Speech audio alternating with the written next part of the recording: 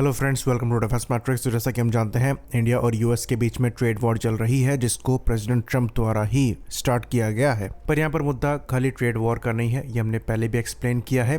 यहाँ पर मुद्दा है नॉन कंप्लायंस का। तो प्रेसिडेंट ट्रंप चाहते हैं कि उनके कहने के हिसाब से ही इंडिया एक्ट करे। तो क्योंकि उनको वहां पर कंप्लायंस नहीं मिल पा रहा है, तो मल्टीपल ब्लेम्स लगाए जा रहे हैं इंडिया पर टैरिफ बढ़ाने के लिए। और दोबारा से प्रेसिडेंट ट्रंप द्वारा कहा गया कि वो इंडिया पर टैरिफ को फिर से बढ़ाएंगे। और दोबारा से उन्होंने ये चीज रिपीट करी कि इंडिया रशिया से ऑयल खरीद रहा है और इनडायरेक्टली रशिया को फंड कर रहा है यूक्रेन के अगेंस्ट में। लेकिन इस बार इंडिया की साइड से रिस्पॉन्स आया और मिनिस्ट्री ऑफ एक्सटर्नल अफेयर्स ने ट्रंप की और वेस्ट की हिपोक्रेसी को कॉल आउट किया है। और इस बार इंडिया द्वारा क्लियरली बताया गया है कि इंडिया के जो इंपोर्ट्स हैं, इनको शुरुआत में यूरोप और यूएस द्वारा ही एनकरेज किया गया था, उस समय की ग्लोबल मार्केट की सिचुएशन को देखते हुए। साथ में इंडिया ने यूरोपियन यूनियन की भी हिपोक्रेसी को कॉल आउट किया है, जिसके अंतर्गत रशिया के साथ यूरोपियन यूनियन के जो बायलैटरल ट्रेड है, ये यूरो 67.5 बिलियन डॉलर्स के हैं, जो कि 2023 में मात्र 17.2 बिलियन डॉलर्स के थे। तो ये बड़े हैं। साथ में इंडिया ने यह भी कॉल आउट किया है कि यूरोप ने 2024 में एलएनजी के जो इंपोर्ट किए हैं रशिया से, ये रिकॉर्ड 16.5 मिलियन टन तक पहुंचे थे, जो कि 2022 के 15.21 मिलियन टन से ज्यादा है। साथ में यूएस की भी हिपोक्रेसी को यहाँ पर कॉल आउट किया गया है, जहाँ पर बताया है कि यूएस द्वारा अभी भी रशिया से यूरेनियम हेक्साफ्लोराइड और पैलेडियम के साथ साथ फर्टिलाइजर्स भी लिए जाते हैं, और ये खुद ट्रेड करने के बावजूद इंडिया को अनफेयरली टारगेट कर रहे हैं। तो ये फैक्ट है कि जब रशिया पर सैंक्शंस लगाए गए थे, तब मिडिल ईस्ट से जो ऑयल सप्लाई है, ये यूरोप की तरफ डाइवर्ट करी गई थी, जिसकी वजह से ऑयल प्राइसेस बढ़ने का खतरा था। इंडिया द्वारा जो रशिया से ऑयल इंपोर्ट किए गए, जो कि बाद में यूरोप में भी रिफाइन करके सप्लाई किए गए, उसकी वजह से ही जो ग्लोबल ऑयल प्राइसेस हैं वो स्टेबल रह पाए। लेकिन ये बात हम भी जानते हैं, यूएस भी जानता है कि मुद्दा ये नहीं है, मुद्दा नॉन कंप्लायंस का है।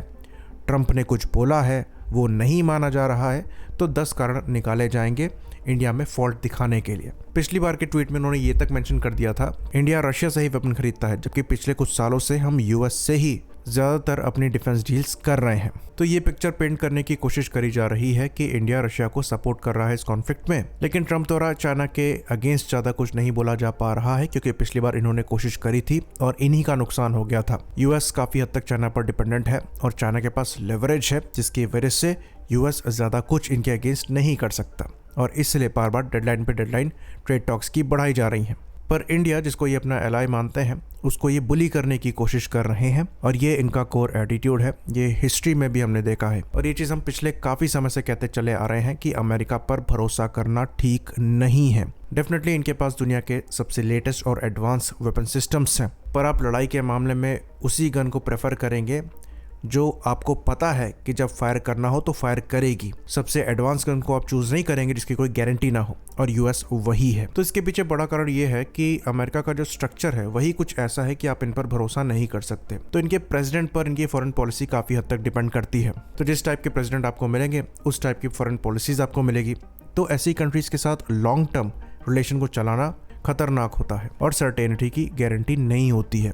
डेफिनेटली अगर आप यूएस के साथ रिलेशन को बनाकर चलेंगे तो आपको कुछ डिफेंस समझौते करने होंगे, लेकिन उसके साथ साथ चीज़ों को डाइवर्सिफाई करना, ताकि आप अमेरिका पर ही डिपेंडेंट ना रह जाए, बहुत ज़्यादा ज़रूरी है। तो कुछ चीज़ों में हमने ऐसा किया भी है।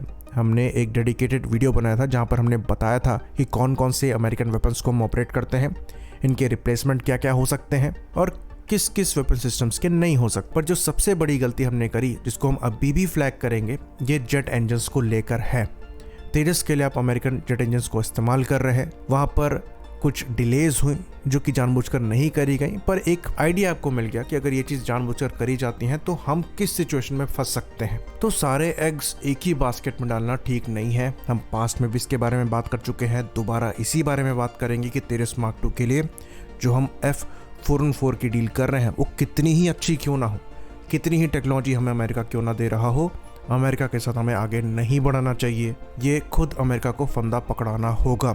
तेजस Mark II के प्रोग्राम को हम यहाँ पर कॉम्प्रोमाइज करने से अभी भी बचा सकते हैं। अगर हम किसी दूसरे इंजन को एज एन ऑल्टरनेटिव यहाँ पर चूज करते हैं, तो थोड़ा बहुत डिज़ाइन चेंजेस में हो सकता है हमारे 1 या 2 साल एक्स्ट्रा लग जाएं, लेकिन वो काफ़ी अच्छा होगा पूरी प्रोडक्शन लाइन के बंद होने से। तो ये एक अच्छी न्यूज़ है कि अभी तक कोई कॉन्ट्रैक्ट साइन नहीं हुआ है, किसी भी तरीके की अमाउंट पे नहीं करी गई है। इसका फ़ायदा उठाते हुए इस कॉन्ट्रैक्ट को पूरी तरीके से रद्द करके हम फ्रांस के पास जा सकते हैं।